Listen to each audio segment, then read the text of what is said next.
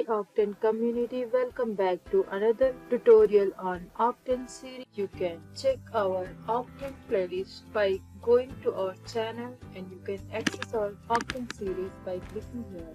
In today's video, we are going to walk through how to create a simple contact form using the HTML text module in Octane. This is a quick and easy way to collect contact information from your site visitor. So let's get started, and then we need to add an HTML text module to the page where we want to place our contact form. I have already created a page called Contact Us, but you can add this to any page you like. To add the module, click to gear icon, module management, add module from the module list and select HTML text module and position it on the page. Click on add module to the page. Now we have our HTML text module ready to go. Next we are going to add the contact form code. Click edit on the HTML text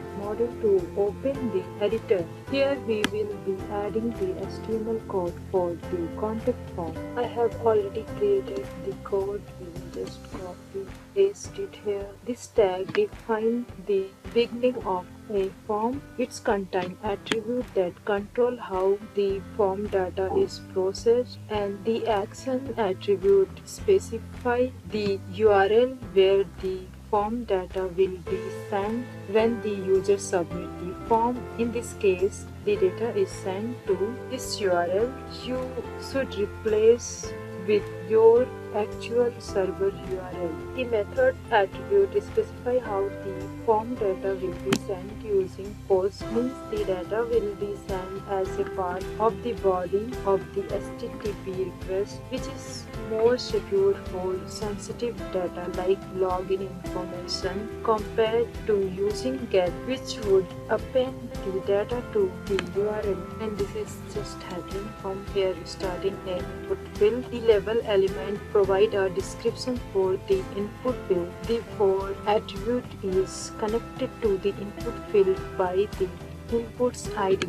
Case name this improve accessibility by making it easier for screen readers to identify the input field. This is an input field where user can type text. It's used for entering the username text. This input will accept regular text and it gives the input field a unique identifier to link it with the level, and for scripting or styling, and it will assign a name to the input field that will be sent along with the form data when submitted. The server will receive the name entering under this key. This field mandatory. This is for break to space out of form element. Like the previous level, this description the email input field, linking it to the input using for email and type equal to email.